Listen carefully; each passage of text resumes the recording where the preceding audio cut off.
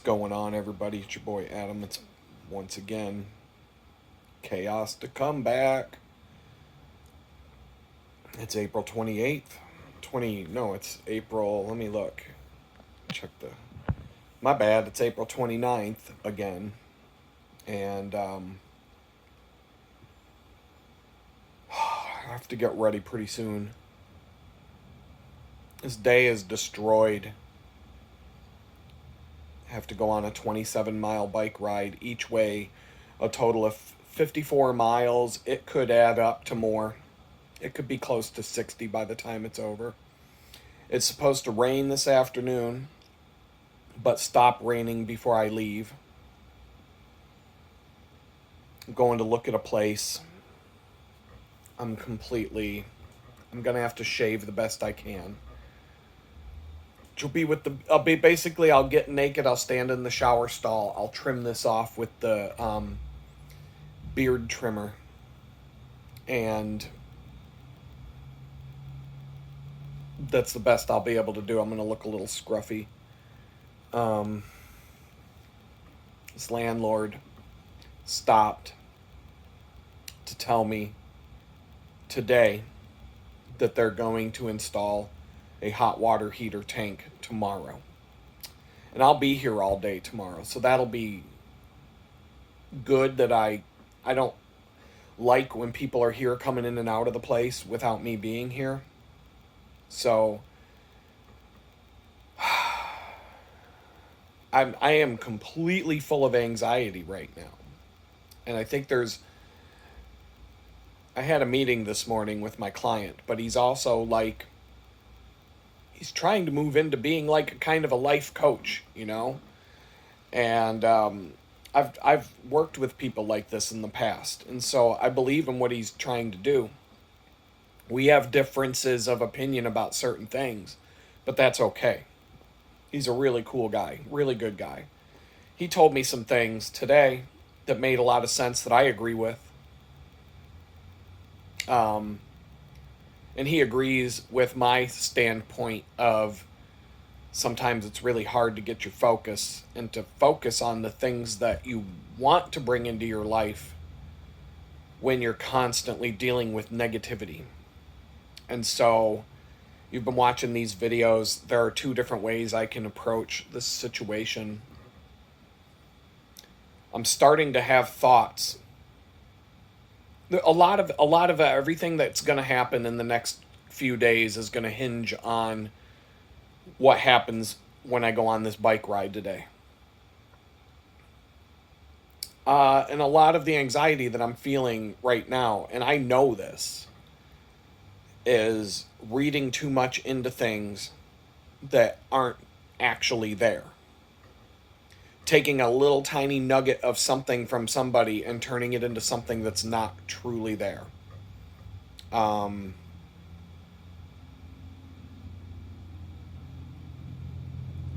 trying to think of which ones do I want to talk about and which ones do I want to keep to myself, you know what I mean? I'll talk about, I'm having so many problems with the landlord here that and the things I've found out and all the different,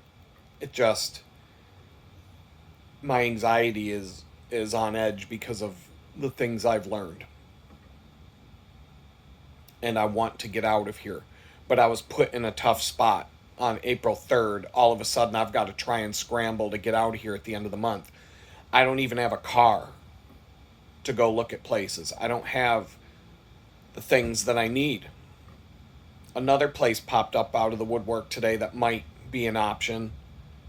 It would result in yet another bicycle ride. So it's I know all the people, the infinite wisdom I'm going to receive in the comment section. Just rent a car. It's $100 a day to rent a car. I already said this, but I'll say it again. It's $100 a day to rent a car. It's not $25. It's like the side of the U-Haul van says $20 a day.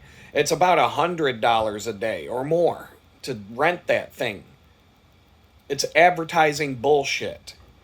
They put $20 a day because that's the rental fee. So now they can put a big $20 a day on the side of the truck. And then there's, oh, it's 60 cents a mile. It's, oh, you got to get the U-Haul insurance because if anything happens, we're going to soak you. And then there's this, that, and the other thing. And by the time it's over, it's $150 to rent the fucking truck for the day. Okay? That's marketing bullshit. Uber, to get an Uber to go where I need to go and to come back, looking at like, to take an, people are like, why don't you just take an Uber to work? I've seen that comment more than once. Just to take an Uber to a place 10 miles. I looked up a Uber ride as I was going to go. There was a potential that I would have to go to a job interview at a place that was like 10 miles away. And so I was like, well, I'm going to have to take an Uber to that. That's worth it. Because I'm going to have to like dress nicely, carry a laptop, and like I'm going to have to look a certain way and present myself a certain way. So take an Uber to get there instead of, I'm not going to ride a bicycle to a professional job interview and, you know, and then have to be all covered in sweat. I mean, if I had to, I would. But I'm going to have to bring a laptop and other things, and I'm going to need to look a certain way, and I'm not going to be able to be carrying around a bicycle helmet and all that. Like, you have to project a certain image. It's all bullshit. But believe me, I would rather get a ride to go look at this apartment today because I don't want to project. A landlord, when they see you show up on a bicycle, they're immediately go, this fucking piece of shit loser doesn't even have a car and he thinks he's going to rent a place from me. You know what I mean? That's the kind of attitude they're going to have. Not all the time, though.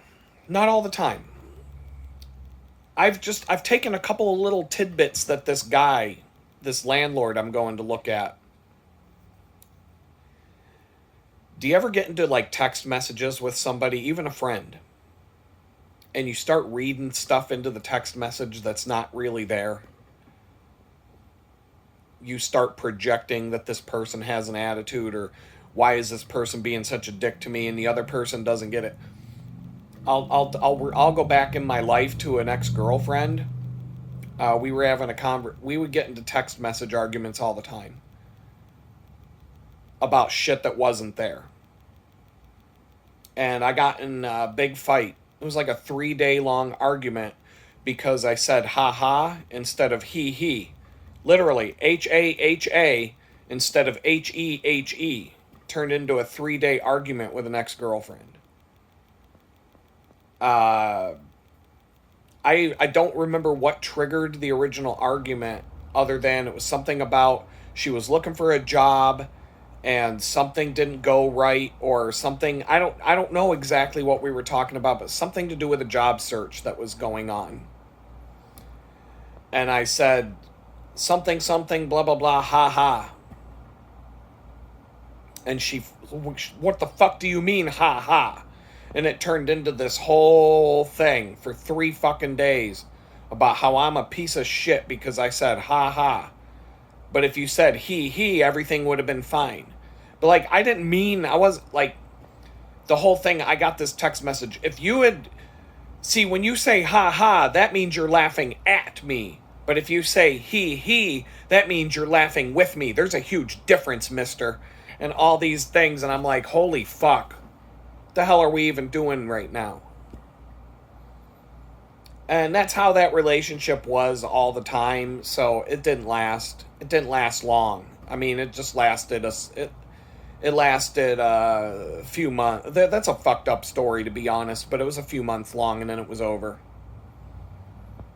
And we tried to rekindle it a couple of times, and we'd get into a conversation, and before, like, within an hour of starting to talk again, we'd be arguing again. And it would just, we just weren't meant to be.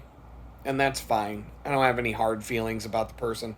She was actually one of my best friends for a long time before this whole relationship thing happened, but we're both stubborn and headstrong, and it just wasn't meant to be. And that's fine. But I didn't mean, whatever it was when I said ha ha, it was just part of this conversation, and it wasn't me laughing at her. It wasn't me putting her down. And if you looked at the context of the conversation, you could easily figure that out. It wasn't a malicious thing that I had said. You could, if I had screenshots to show you, you would be like, oh yeah, he didn't mean anything by that. But it turned into a 3-day argument. And she even said, if you had said he instead of ha ha, we'd be cool right now, but we're not. We're not cool. So that's what I'm getting at. When you read a text message from somebody, sometimes you read into it too much, or you read something that's not there. And part of the reason I'm doing all this crazy shit is because I'm dealing with this crazy shit with this landlord at my current residence. And it's got me out of my mind. So that any little thing, I was talking to my friend today in our morning meeting. We have a once a week meeting to check in. And we also share personal things back and forth. And I even said I'm in like fight or flight mode right now, but I'm fight. I am kind of in fight or flight mode because I want to fight and I want to flight. I want to get the fuck out of here and I want to fight. So it's like, but I'm on edge. And I'm looking, every little thing that pokes me is like, any little thing is provoking a reaction from me that's way more harsh than what it would normally be. Like things that would normally bounce off and not affect me are having a huge effect on me. And I gotta keep checking the time. All right, I'm not ready to get up and go to this bike ride right now. It's another one of these situations where once I'm on the bicycle, once I'm moving, once I'm good to go, once I'm out there, I'll be okay with it. I always am. But while I'm in it, while I'm waiting for it, I don't want to go. I'm tired today. Yesterday at the bakery, though, it wasn't bad. I had to do I had to unload the truck delivery. And I don't unload it from the truck, but I put everything away. And it was about half of a normal order. It was, I know what the money is. I know what they're spending on the order every week. And it's like, it felt like half. Because there was a lot of stuff that we didn't order. And I'm like, huh. But it was like, it was a little bit less than half of what we normally get. So it wasn't that bad. But it was a busy day. I said the prayer before I went into the work. I think this is something I have to incorporate into more parts of my life. And pray the way I pray before I go in there, because it makes such a big difference. I try to always pray before I go into the bakery to watch over me and watch over everybody I work with, protect all of us, keep us all safe, keep us all, just watch over all of us, not just me, but everybody there. Help us all get along and laugh and have a good time and enjoy our time together as much as you can in a job that can be stressful. Help each other, all that stuff. And then help make the time go by fast, because that's a big one for me. And it's whenever I pray this prayer, it makes a big difference. I notice it. I notice it right away when I forget. If I forget to say that prayer before I get into that place and start working, it is very noticeable, the difference in the vibe and the atmosphere and everything. And I'm not saying that it's a negative atmosphere. I'm saying that the stress levels, and not just me and everybody else I'm around, is higher. But yesterday, for example, we have this goofy food processor. I'm telling you, this thing is messed up. It's holding on by a thread. And I had to use the food processor to do something. The lid flew off and stuff went all over. It looked like a bomb went off in my area. And it was like the funniest thing to everybody around me, that people were just crying. They were laughing so hard. And I was just like, there's nothing to see here. Move along. Nothing's going on back here. Nothing to look at. Just go about your business. And we all had a good laugh. If I didn't say that prayer that morning, that might have actually blew up into a thing. But instead it was a mess. Everybody was coming back, walking by my area, because I still had to finish the job first. Everybody's walking by my area looking at, they're like, boy, uh, try not to make a mess today, Adam, if you can help it. You know, just making their little look at me, man. I'm cracking up about it. That's how it was. Everybody came back. They made their little comments. And they made some good ones. And we all just made a big joke out of it. It didn't ruin. Nothing got ruined. I mean, it wasn't even a big deal. At the end of the day, it was a big mess. But honestly, it took me like, once I got the job done, put everything away, the mess took about 15 minutes, maybe 20 minutes to clean at the most. And that includes, like, you know, cleaning the floor and everything. And I mean, I deep cleaned the mess. You wouldn't even know something happened there. And but it was a crazy. When it happened, I was like, yo, because the lid of the food processor just blew open while it was processing the food. And imagine how much of a mess that would make. And but we all had fun. That's the thing. Like, I said the prayer that morning, and no matter what happened during the day, you know, everybody was helping each other. It was a good atmosphere. Everybody got along. Everybody, you know, there was no dicks, no divas. Something else interesting took place I won't talk about, but it was a good thing.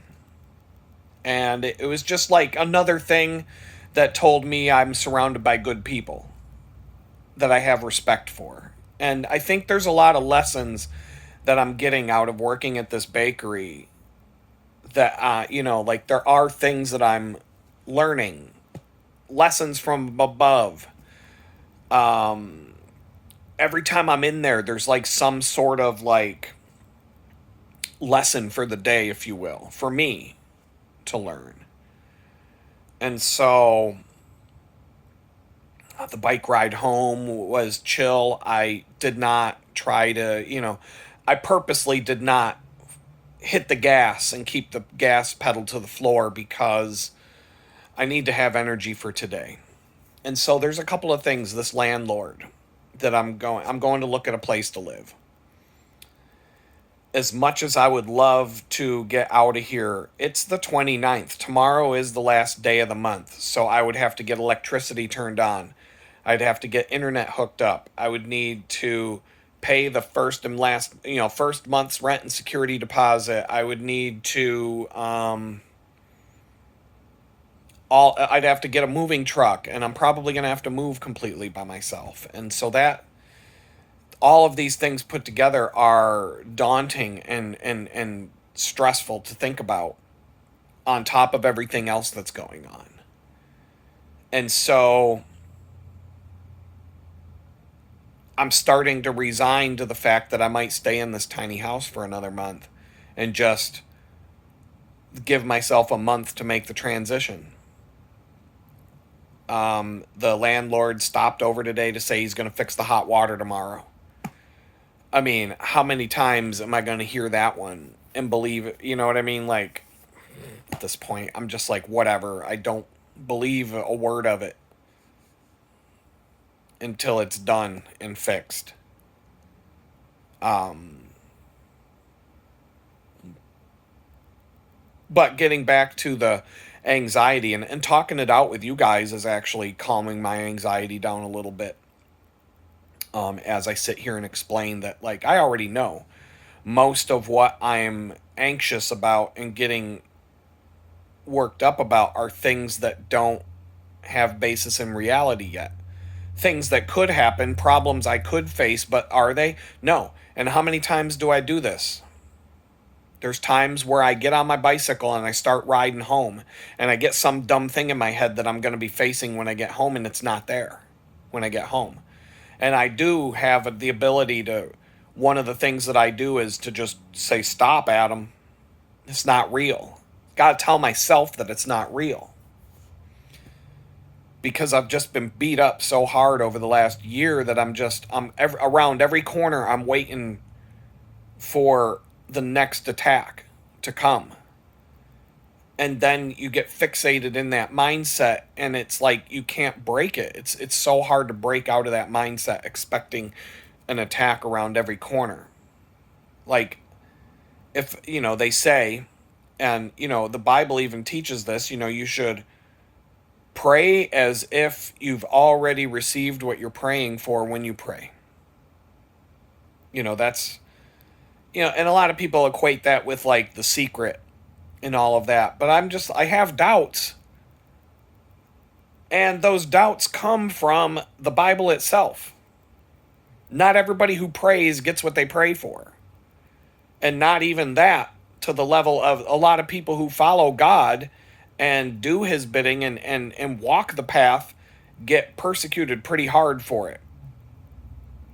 A lot of people in Rome got fed to the lions in an arena with 60,000 fans watching them because they decided they believe in Jesus and you're not going to change my mind. That's pretty steep.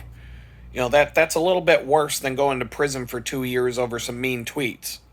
Getting fed to a bunch of lions torn apart by wild animals in an arena with 60,000 people cheering the animals on because you wouldn't renounce your faith in Jesus. That's pretty stiff punishment right there. But, and so I'm like, okay, maybe they got a nice crib. Maybe they got nice digs in heaven now. But why didn't God do anything about it when they were being fed to the lions? These are the questions I ask. Anybody in their right mind should be asking questions like this, and I don't think God has a problem with me wondering what the hell that was all about. You know what I'm saying? Like, and I'm not trying to hide it either. I'm not trying to just go, oh, everything's great, everything's sunshine and rainbows. No, it's not. The Bible's definitely not sunshine and rainbows. If you actually read the Bible, you'll find out it's not a bunch of flowery bullshit. It's a bunch of crazy shit. It's crazier than Game of Thrones. I mean, you think Game of Thrones is a good book? Read the fucking Bible, man. It'll blow your mind if you actually read it and read the stuff that's in there. If they made a movie, if they made a series 10 seasons long about the Bible and actually followed the Bible word for word all the way from Genesis through, that show would be way more fucked up than Game of Thrones. And Game of Thrones was a smash hit. Could you imagine if they made the Bible an accurate show depicting everything that the Bible says happened as it happened? You've got some shows that do little pieces of the Bible and they go into detail and they get pretty real at times. But nobody's ever picked it up like that. Like, nobody's ever done the HBO here's what's in the Bible series and kept it biblically accurate. If they did, it would be a hit. It would be a smash hit. People wouldn't be able to put it down. It's that crazy. People who never read the Bible, they don't know. They just assume it's boring. It's not. It's not boring. But it'll give you a lot of questions when you read it. I'll tell you that. Sometimes my questions get answered. Sometimes they just... So...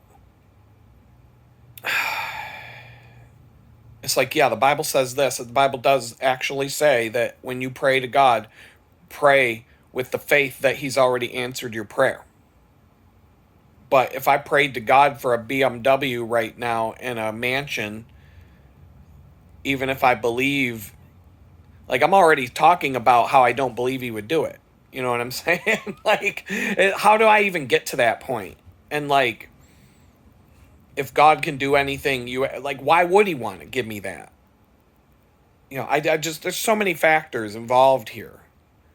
I don't think I'm asking for much. I just want a stable foothold. I'm just praying that he gives me stability and peace of mind and financial stability and allows me to have a relationship with my kids again and just like have a career, a job, whatever it is that he wants me to do, and be able to actually exist in this society and not struggle to survive day after day. That's a pretty... I don't think that's a tall order. I don't think that's greedy. I don't think that's like... I'm just asking for like the basics and we could go from there. But this whole struggling to survive one day to the next, literally one day to the next, is having a toll. And I'm like, I mean, I don't know, how did Job feel when he was going through his trial? How many days did Job sit and say, how much longer does this have to go on? And God must not care very much about me, and all this stuff. He says these things, and he's down. He never gave up faith in God. He never renounced God or talked smack about God, but he questioned it, and he thought, for there's times where he must have thought that God didn't care about him anymore. But he never turned his back on God. He never told God, fuck you. You know what I mean? He never went that far. And that's where I am at. Like, I'm not telling God that I dislike him at all. I've seen what God can do. But I am at the point where I'm like, why'd you bring me to Houston, dude? Like, what am I doing here? Um, what am I, like, literally, like, today, I'm really feeling that. Like, what am I doing here? Why did you, I feel like he brought me here. He made it all happen. Did I make a mistake and read the signs wrong and should have stayed in, I don't know. I don't feel that way. Um, but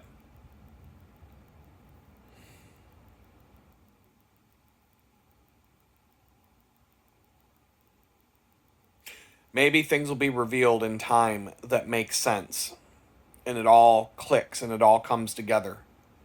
And then I'm like, okay, now I understand why everything happened this way. Right. I mean, part of it is because of the stupidity of what I did that started this whole downward spiral in my life. But there were things that led up to that I didn't have anything to do with other than being shit on by others. So, there's so many, I don't know, there's so many factors involved.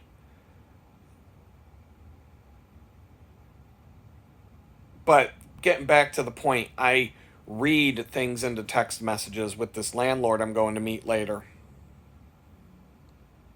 And I'm already feeling like this guy's a prick and that he's not going to fix anything that's broken, and he's going to be hard to deal with, and he's going to be rude and all these other things, and I have no basis in reality other than like two little text messages going back and forth. A handful of text messages back and forth have given me that impression.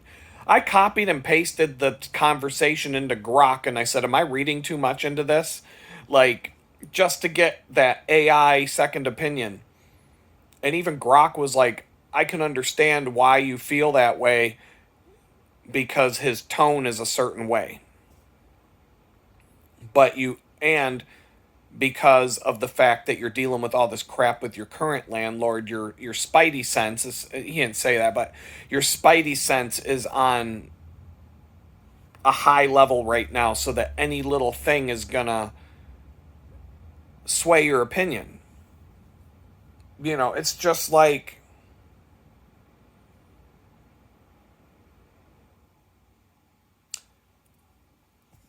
people know how I feel about women right now. If you watch the channel, my opinion's not very high, and there's reasons for that go far back in time. And there's a lot of men that feel the way I feel right now because, and look, it's not just women. I'm talking about what women do to men. Men do shitty things to women too. Okay? But I have a certain opinion that is forged over many, many experiences. I went on a date with this one girl a long time ago. It was just one day. So there was a job interview and a date that happened around the same time. And I'll talk about the date first, and then I'll talk about the job interview. And I'll talk about the conversation I had with the recruiter, who is a friend of mine, who sent me on the job interview. And it'll explain a lot in what I'm feeling right now about this new prospective landlord that I'm wondering if I'm going to waste 57 miles of my fitness and cycling to go see a place today. Went on this date with this girl, and I already kind of knew. I was like, it didn't take me. It was one date, and I'm like, kind of, already I'm just kind of off. Something's off. And it's the first time we ever went on a date. And we're eating, sitting across from each other talking. And she starts getting into this whole thing about all the things that all the guys have done to her. And at like some point she starts crying. And she's like, and you're just gonna do, and it's just gonna be the same with you, and you're just gonna treat me like the other ones did and walk away. And I'm just like, holy fuck. This isn't like a third date. This is like a first date. Like, we had a couple of drinks, we grabbed something to eat, we're sitting across the table from each other having a conversation. All of a sudden she's crying and telling me these stories about all the things that the other guys did. And she's crying about how, like, and you're just gonna walk away like the other ones and all this and that. And I'm just like, holy shit, can we get the check? It was like that. And at the end of the date, it was like the awkward hug. I'm like, okay, man, yeah, I'm sure, I'll give you a call. Ghost. That was a ghost on my part. It was, I couldn't do it. I couldn't even I couldn't even send the text message that said, yeah, I'm just not, I had a good time, but because I didn't. And I could, but I don't think we should go out again. Like, I was like, ghost, fuck. I can't even send it. I don't even know what to say at this point. It just wasn't good. So I went on a job interview, and it was it would have been a decent, the job, it was kind of a cool little vibe. It was a cool little design shop in this cool little building. They had a really cool space to work in, and the knowledge that I would have gained from working with them would have been significant, especially with what I'm doing right now with the websites that I'm building. It would have given me an expertise and knowledge base way above and beyond what I have right now in the specific technologies I'm using right now, and given me a comfort level beyond the comfort I already feel, which is pretty damn comfortable, but this would have been like next level. And so I was interested in the job. But both of the owners of the company, like I said, it was a small shop, and they were going through this whole thing about how they constantly hire people, they train them, and they get them up to speed, and then they leave and go somewhere else. And it was almost like it was the exact same thing I just did on a date like 3 days ago. They're telling me about how every time we bring somebody in here and we get close to them, and we get them up to speed, and they start, and then they always leave. And so how, like, can you give us some sort of assurance that you're not going to just, we're not going to waste all of our time getting you up to speed and everything else and blah, blah, blah. And then you're just going to walk out the door and go somewhere else. And I'm like, I didn't even know what to say to this. Because it was the same fucking thing. I just went on the same date 2 days ago. That, like, the one girl, the owner of the place, I thought she was going to start crying when she was telling me about how they get everybody up to speed and they train you, and then the people leave. And I'm thinking, well, why do the people leave? Why do they always leave? There's something wrong here. Like, why would you just spend 3 months at a job like that, getting all up to speed with whatever it is you got to get up to speed on that you're not already, the way they do things, their methodologies, whatever, and become an expert on whatever they want you to be an expert on, and then walk out the door, and then they wasted all that money training somebody and didn't really get anything productive out of them, and according to them. And I'm thinking in my mind, I'm like, well, why do they leave? But how do you ask that question in a job interview? Well, how many people are you talking about that came and left? And, I'm trying to think of, like, how do I get through this? And so I was interested, in spite of it. I needed a job. I was between jobs. But I was actually interested because of what I would be learning there specifically. Like, it would have given me, it was something I wanted to sink my teeth into. And so that alone was enough to keep me, like, I danced through it's like the dog and at the dog show, jumping through the hoops and going over the ramps and all that stuff. I did it. And, but there was another company that was also talking to me about coming to work for them.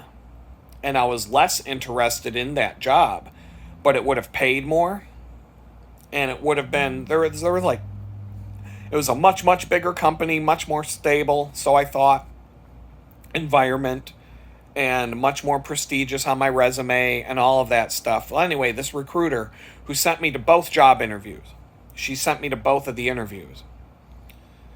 She asked me about the first one, and I said, look, I'm not going to say her name, but I said, look, and we're friends. Like, we would go out and have drinks and stuff. Like, we'd go out to lunch, have drinks. Like, we were cool.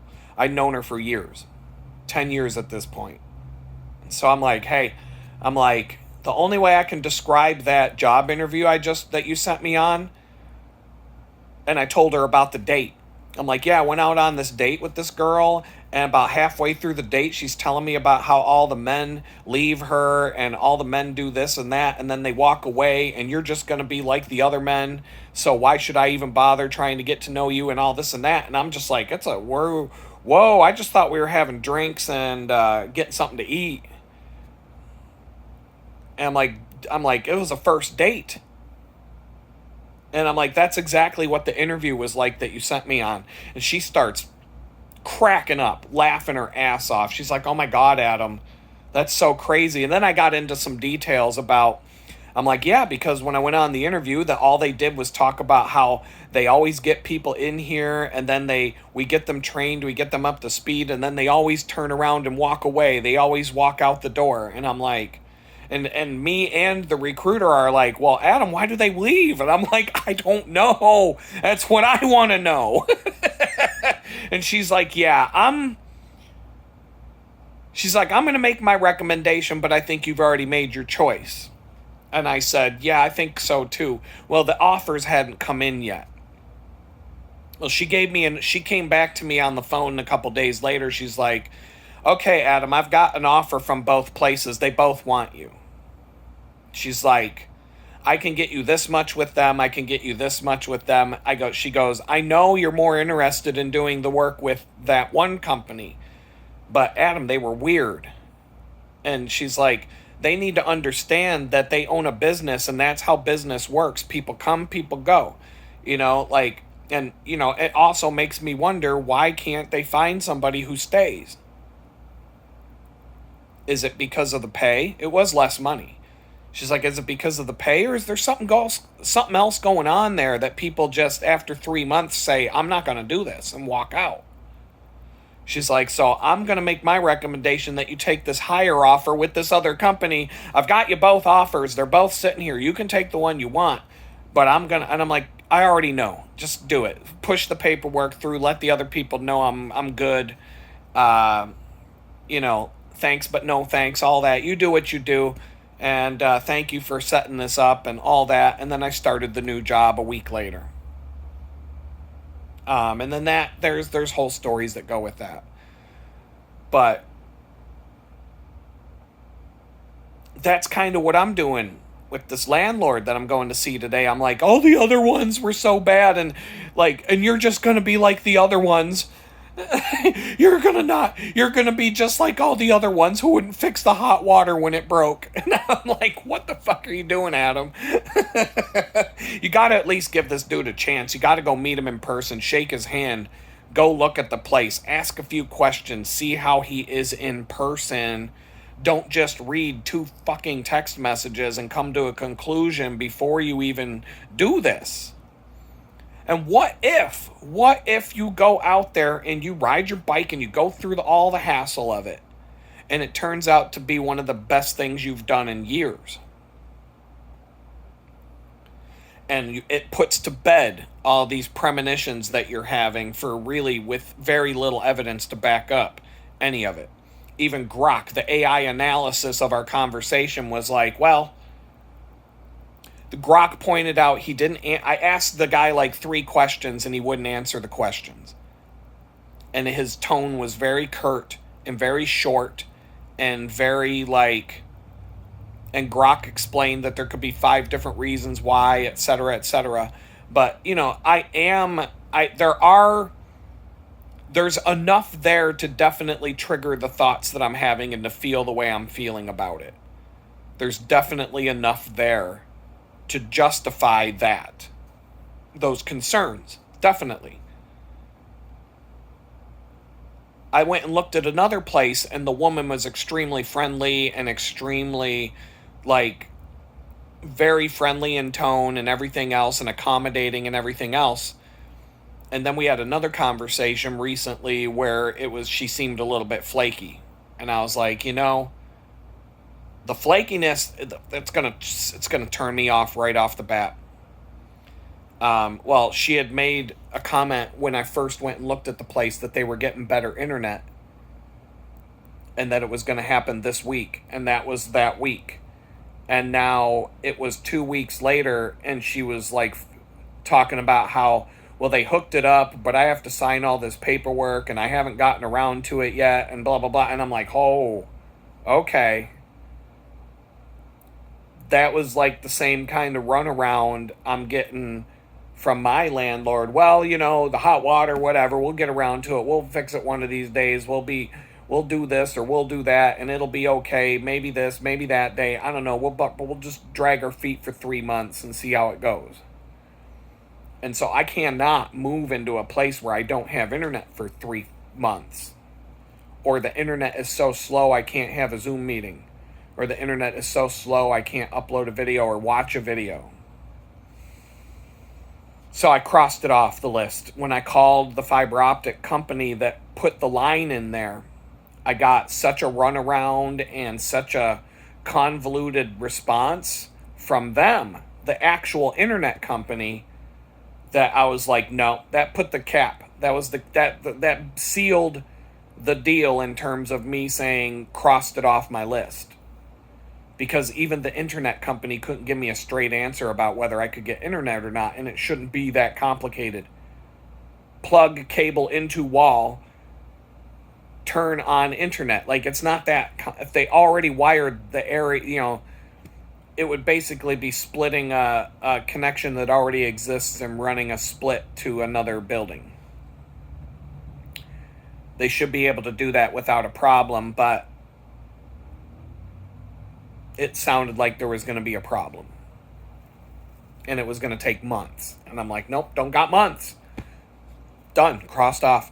This other guy that I'm going to meet with today, T-Mobile says that they will not support my hotspot at that house. But I checked the house right next door, literally the next door neighbor house, and T-Mobile said, we support that address and you can have all the speed you want there. And I thought that was fishy.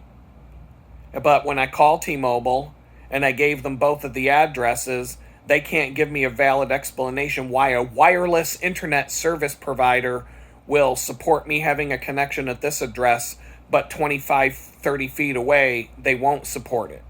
Like, oh, you're telling me that's the invisible line between these two houses that are 50 feet apart, somewhere in that space is where you no longer support me having internet? The fuck? And so I typed in the address on like 8 different service providers, and none of them say they support this address. And so I'm like, I can't do it. If I can't get internet, that's a deal breaker. And so I asked the guy, I said, hey, can I get internet there? And he said, yes, you can get high-speed internet. Other people that live on that street have it. And I said, what company? Ghost. No answer. because if he told me what company it was, I could look it up and type in the address and find out if it's supported there. And I'm going to tell the guy today, I'm like, if I cannot confirm from the company that I want to get internet from that I can get internet and this is when they can install it and this is when they can turn it on, then that's a deal breaker for me. I have to have internet. And he said, well, in the messages, that's what I'm going to say today. In the previous messages of us going back and forth, he said other people that live on the street are tenants of his and have it. And they work from home and they need internet. And he said they get good internet. But he can't. I'm like, if you can't tell me what company it is, then that's fucking weird, isn't it? How the fuck am I supposed to know who to call and how to get it hooked up? And if it's one of these fly-by-night hillbillyville telecom companies that nobody's ever fucking heard of, like the one out that I already looked at, and they're going to tell me some shit, well, maybe in 4 months we'll come and hook up some. No! It doesn't. This fucking shit is crazy. The fourth biggest city in America, and this is what I'm dealing with? What the fuck? What the fuck? And it's not that far out in the middle of nowhere either, this place. There's no reason. There's no reason. If you looked on a map, you'd be like, there's no reason. But I can say that when I moved into my dream home in Pennsylvania, I was told I had to get all the stuff set up, but I had months to do it. So I would chip away at it. I'd be like, I'd get the electric company to say, I need the electric in this place, put in my name on such and such date, and then I got that done, crossed off the list. I started doing all that in January, but I had until the last day of March, so I had plenty of time. I asked the landlord, who's the trash provider, because I had to pay for a trash service. She told me who it was, and I called that company. They're like, well, we don't service that address. And I'm like, trying to figure out who the trash provider was, I couldn't find out. It took a while. And then she goes, oh, wait a minute, I remember. But I tried for like an entire day to figure out who does the trash collection at this place, and I couldn't find it anywhere. Turns out it was like some fly-by-night hillbillyville garbage dump in the town that I lived in that you would never know. And but then she remembered and told me, and then I was able to get the account set up. So it's maybe it's just one of those. I have to talk to the guy in person, and he's got to be like, oh, it's that company, call them. Okay, fine. And these are the things that are running through my head now, because it's maybe if it was a week ago, I was supposed to go look at this place last week. But to be honest, I didn't have the money to throw down on it. I do now. It's not going to be easy. But like, all these different things are kind of... Here's the difference. If I start thinking about everything I have to get done and how I have to structure my next couple of days in order to move on May 1st, or the day before, which is tomorrow. How the fuck do I do that in one day? All the things that need to be done. I don't think it's possible, and if I do, am I moving into a place with no electricity until I can get the electric turned on and having to live in the dark with candlelight? I don't even have a candle. Do I? I probably do. I'm a prepper. But, no, literally, like living by flashlights, and having to plug my phone into phone chargers. Like, how? Whoa. Like having to ride my bike somewhere to charge my phone. You know what I mean? Like, how do I move tomorrow? But if I go and look at this place today, and it is the right place, and we work out some sort of arrangement, and it all just like, this is definitely the place, let's do it. And the guy turns out to be really cool, and we have a good rapport, and he seems like he's going to be legit and take care of things. And I'm going to look at this place to see how fallen apart it is. And, I'll be able to know by shoddy workmanship and that kind of stuff. And, that's not even a deal breaker for me at this point. I'm not in a financial position that I can afford luxury living, but this place does check off some boxes based on what I've already seen. And So I just need to like, this is one of these things. I'm not looking forward to the bicycle ride. But when I get on the bicycle, I tend to feel differently and I tend to feel better about things. But once I get on it and start riding, I'm okay with it. But I'm just like, I hope I'm not wasting my time again. I won't go and look at a place unless it really has promise. If it truly has a promising vibe to the point where it feels like it's worth going out there, then I'll do it. One of the places I looked at is like 3 miles away from where I'm sitting right now, so that was nothing to go over there. I barely had. I didn't even have to take a. I don't even know if I took my back. I think I did take my backpack with me, just in case I got a flat tire, because a 3 mile walk is far enough to walk in bicycle shoes. So I did take, but I didn't have to like go through the checklist to make sure everything was there. I just grab and go. This one I have to make sure I go through the checklist and I have everything I need. 27 miles each way. That's better than whatever it was. 78 miles divided by 2 was 30. That's like 10 miles less each way. That's like 24 miles less than the last time I did this, but that's still a lot to do. The day after the bakery, the bakery days and just that, it's like adding another, it's gonna drain me. And I was talking to the guy this morning and he understands. I'm like, the fact that I have to rely on a bicycle for my transportation and all these other factors, it's robbing me of so much time.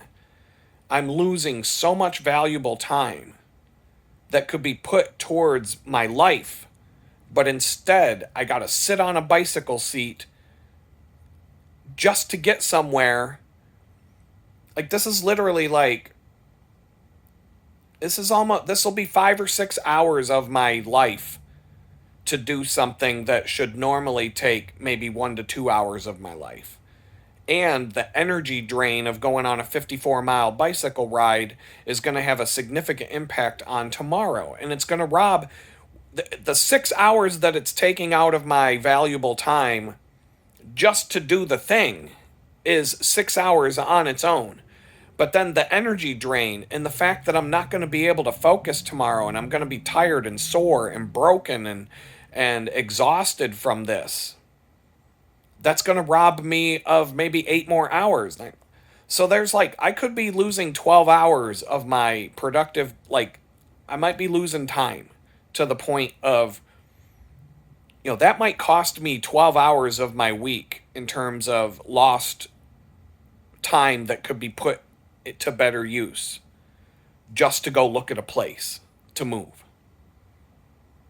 If I drove a car to go look at a place to move and came back, it would take about 2 hours. Let's just say it takes an hour to get there and an hour to get back, traffic, whatever. Give yourself that much. It might not take that long, but 27 miles, to drive, let's just say 2 hours and a half, 2.5 hours. An hour to get there, half an hour to look at the place, an hour to get home. But I'm sitting in a chair, driving a steering wheel, pushing a gas pedal, sitting in traffic. I'm not destroying my body physically. I'm not wearing myself out by riding a bicycle, closing in on 60 miles just to go do this. And then all the time it takes to prepare the bicycle. I got to put air in the tires, give it a little tune-up, check-up, go through this whole checklist, put everything on the bike, get the lights ready, get dressed for it, get the helmet out, all the things.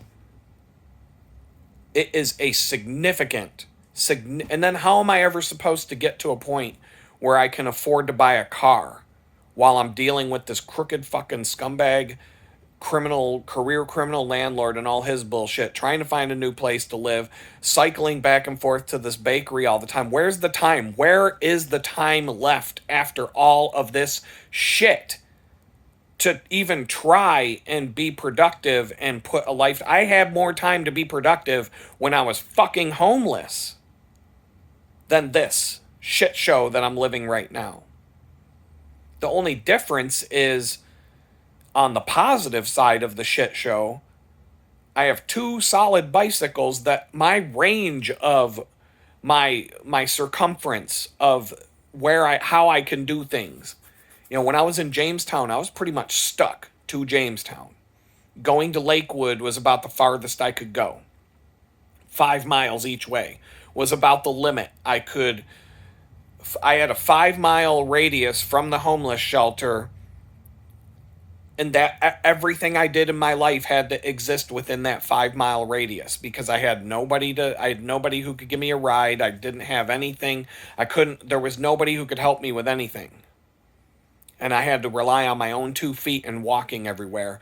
So I had a 5 mile radius from the homeless shelter, and I had to figure out life within a 5 mile radius and how do and I had to walk everywhere. So if I had to walk 5 miles to get somewhere, that is 2.5 hours each way of walking. So there were times I went on job interviews, 2.5 hours, go to the interview, change my clothes. I had to change my clothes because I'm covered in sweat. It's 95 degrees and I'm walking 5 miles to a job interview. I'm completely soaked with sweat, my pants and my shirt. I had to change in a public bathroom, go to the interview, and then change out of my good clothes and put on my shitty clothes, my shitty, sweaty clothes, and then turn around and walk 5 miles back. 2.5 miles each way. That's 5 hours plus the half hour to an hour for the interview. So you're looking at like 6-7 hours out of a day just to go to a job interview. So the positive side of having the bicycle is now I can go out as far as 30. So far, my longest out and back is 30, what is it? 78 divided by 2. 35 and 35 is 70. 36 and 30. 40 and 40 is 80. So 37 and 7 is 14. I'm trying to think. 78, 16, that would be 76. 39 miles, 40 miles. I have a 40-mile radius from where I sit that is doable. Is it? And think about it. If I could go, okay, so in Jamestown, if I could walk 2.5 hours and that was about the limit of going on a job interview, how am I going to go to a job if without any kind of transportation? I have to walk to my job 2.5 hours to get to work. Isn't that pretty much the limit? If I had to walk 2.5 hours each way just to go to work and back on top of the work. So, you work an 8 hour, walk 2.5 hours, work an 8 hour day, walk 2.5 hours. That's 13 hours a day. Isn't that what I'm doing at the bakery right now on my bicycle? I'm not going 2.5 hours each way.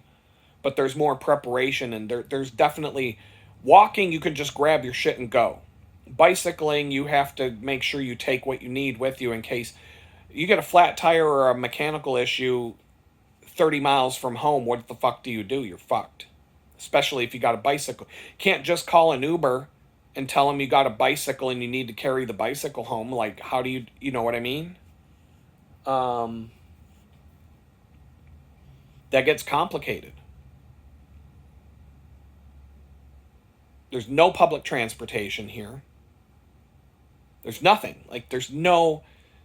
But on the flip side, like I said, 5 miles. If I have so Jamestown, I had a 5 mile radius. Everything I had to do had to be within that 5 miles or it was out of my reach. Now I have the longest walk I did in Jamestown was 6 miles each way, and that was to go from the apartment to the DMV and back. It was a 12-mile walk. And that was all I did that day. Walked there, got my driver's license, walked back. Had to wait for it to come in the mail, but I did the paperwork, paid the fee. Now a 5-mile radius, 5 miles on the bicycle's 15 minutes. That's nothing. But I got to go 27 miles each way today. That would, 20, how do you walk 27? If I was on my feet and didn't have a bicycle, that's what I'm getting at. So things are better. This is a better situation. This is much better to be able to ride a bicycle to get around. My radius is now 40 miles when it used to be 5. And I can cover the 40-mile distance in the same amount of time that it used to take me to walk 5. Roundabout. Yeah, I mean, I can go, yeah, definitely. I can go 40 miles in 2.5 hours. And it's going to be more enjoyable. And honestly, 40 miles on a bicycle in 2.5 hours is less painful to the body than walking 5 miles in 2.5 hours in terms of pain and soreness and how bad my feet hurt and everything else at the end of a day like that. It was rough. Could I do it? Yes. Could I do it over and over and over and over again? It was, but my plan was to get a job and have a bicycle. As soon as I got a job in Jamestown, I would have been able to get a bicycle to do it. So it's like sometimes when I get irritated and angry, it's like you kind of have to look at it from the other side of the perspective that I used to have a 5-mile radius stuck in one of the most broke, good for nothing towns in the world and had absolutely no chance. Now I have a 40-mile radius. Today I have to do 27 each way on some extremely dangerous roads and possibly after dark to an extent, after sunset. The most dangerous road that I have to ride on today, and it fucking sucks.